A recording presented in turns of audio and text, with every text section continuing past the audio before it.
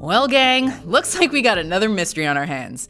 And that mystery is how Shaggy somehow got imbued with godlike powers. What? Hey guys, I'm Rebecca from Watch Mojo, and today we'll be counting down our picks for the top 10 monsters from Scooby Doo TV shows. How do we get into this, Scoob? Before we begin, we publish new content every day, so be sure to subscribe to our channel and ring the bell to get notified about our latest videos. We'll be basing our choices on how iconic, creative, and frightening the monsters are, but since we will be unmasking these baddies, a groovy spoiler alert is now in effect. Yipes? Double yipes!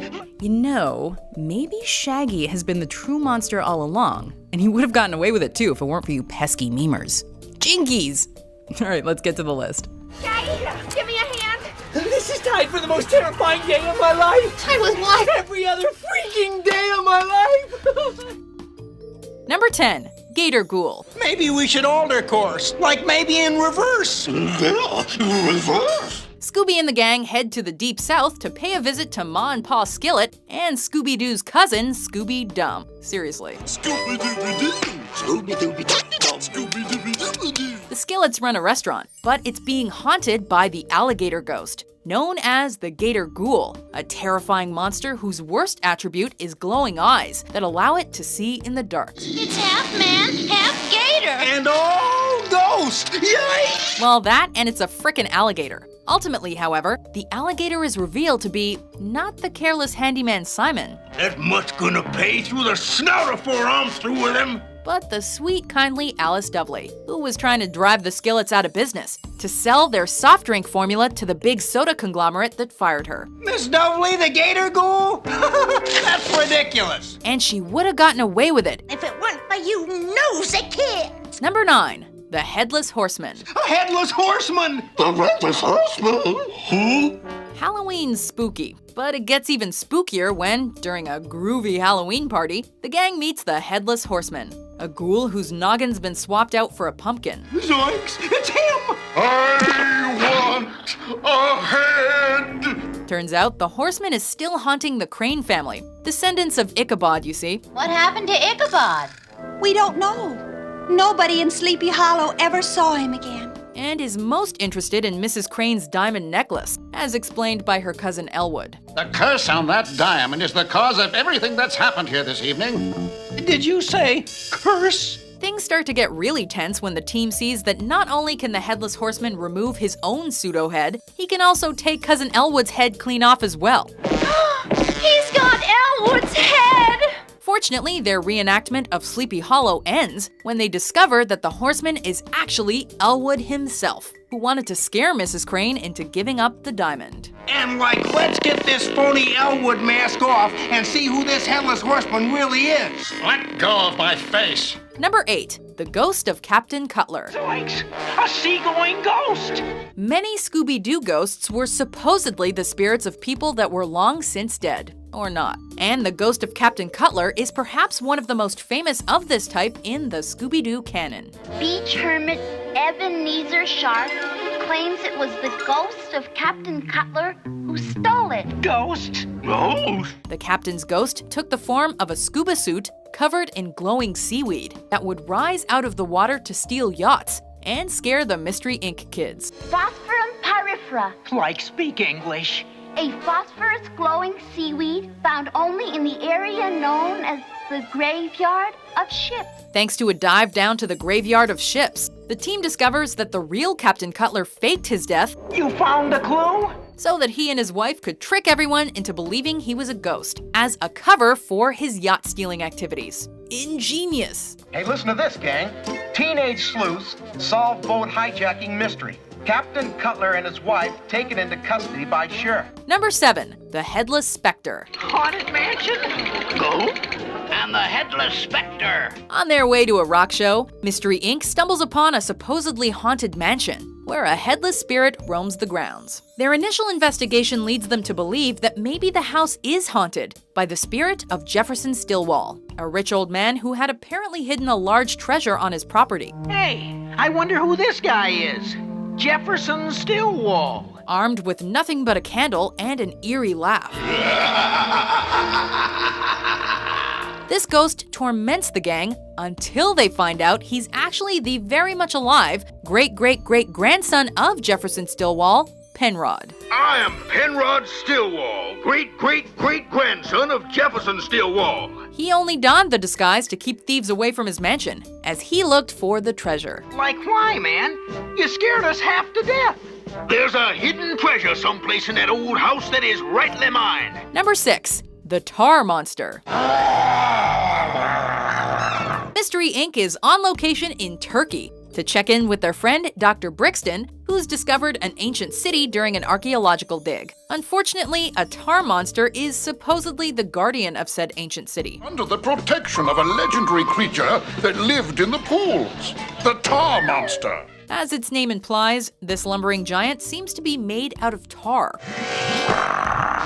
Things get worse before they get better when it's discovered that Dr. Brixton's assistant, Mr. Stoner, has been kidnapped by the monster. Last night I heard my assistant, Mr. Stoner, shouting for help. But as they're wont to do, the mystery is soon unraveled, revealing that Mr. Stoner wasn't kidnapped, but was in fact the monster all along, and wanted to steal the treasure of the ancient city for himself. Now let's see who the tar monster really is. Why, it's Stoner, my missing assistant. Number 5. Phantom Shadows, also known as the Giggling Green Ghosts. Now, good night and pleasant dreams, y'all. Because of his heroics, Scooby Doo is chosen as one of a few heirs to a millionaire. However, the only way these people can claim their fortune is to spend a night in a house. Sounds easy enough. You're all going to receive an equal share of $1 million, providing you spend tonight here in the old family mansion. The only thing standing in Scooby's way, however, are 2 phantoms with rattling chains that are trying to scare the heirs out of the house one by one. It's the Phantom Shadow! Only he's not a shadow. He's a green ghost. Now there's 2 of them. Thanks to his friends, Scooby-Doo proves resilient and is able to unmask the phantoms as Mr. Creeps and Mr. Crawls, 2 lawyers who wanted the fortune for themselves. Well, there they are, Sheriff. Mr. Creeps and his partner, Mr. Crawls. Greedy lawyers, where do they come up with these things? Creeps and crawls. They sure picked the right lawyers for this job. Number 4. Phantom. Something tells me this is the Phantom. Run, Scooby! Scoob and the gang are at Decade Records to hear their friend Jimmy Lewis play a gig, I hope we're not too late for the recording session. when they find that the studio is haunted by the Phantom, also known as the Disc Demon. Looking like a member of Kiss and the Joker had a baby, this Phantom is dressed in full 70s glam rock regalia and is trying to locate a song penned by a writer who has disappeared. Give me the music. Music? Here, hold this a minute, will you, Scoob? As it turns out, this Gene Simmons Ziggy Stardust wannabe is actually, Now to see who this phantom really is. gasp, Ace Decade, the nephew of Decade Records owner, who'd been stealing records and selling them on the black market. I get it. Like he was smuggling the records out in the garbage cans. Right, Shaggy. Number 3. Spooky Space Kook. Oh, the ghost! It's hard to take a monster with a name like Spooky Space Kook seriously, but that didn't stop this alleged alien from terrorizing an airfield. Coming complete with a spacesuit, floating skull, and strobe lights to coincide with its creepy high-pitched laughter, this is one scary being. Who happens to leave glowing footprints everywhere he goes. Do you guys see what I see? It's those spooky glowing tracks again. Zoinks! Zoinks! However, in one of the group's more creative unmaskings, they trap the Spooky Space Kook in a wind tunnel, Start it up, Freddy. which blows off the costume and reveals Henry Bascom, a greedy guy who wanted to scare local farmers off their land so he could get it cheap and sell it to the government. You can, shut it off, Fred. Number 2. The 10,000 Volt Ghost. We're in luck. I found a battery-powered hot plate. One of the more creative monsters in the Scooby-Doo canon. The 10,000 Volt Ghost is a being made entirely out of electricity. At least that's what it looks like. Its electrical powers can even melt metal, making him one shocking foe.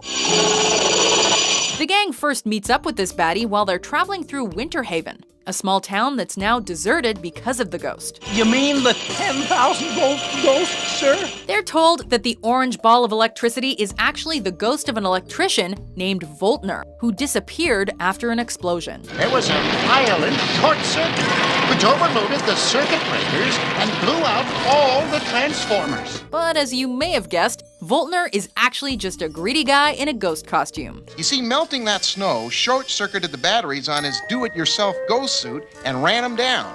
Let's see who he really is.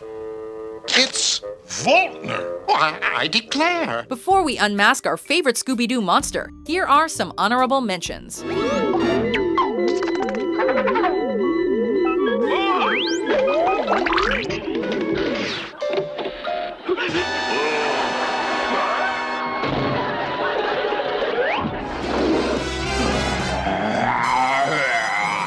Leave it to Daphne to pick the wrong door. Oh, it's dark and spooky in here, Scooby. Good work, Scooby. I'll give you a hand.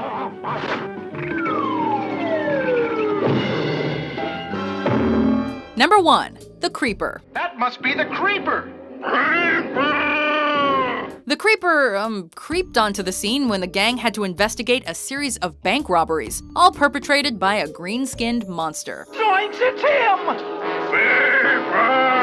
And let us tell you, this was one of the gang's biggest and most complex mysteries. Clues, including a simple piece of paper, pointed in many different directions, keeping the Mystery Inc. gang on their toes. However, when that mysterious slip of paper is heated, it's revealed to be an unprocessed photo showing the true culprit was Mr. Carswell, the bank president. who used the creeper getup and his unlimited access to the bank to create the impression he could walk through walls. Spooky, man. Later that night, he would return disguised as the creeper and make it appear that some sort of a phantom was robbing the bank. Do you agree with our picks? Check out these other great clips from WatchMojo, and be sure to subscribe and ring the bell to be notified about our latest videos.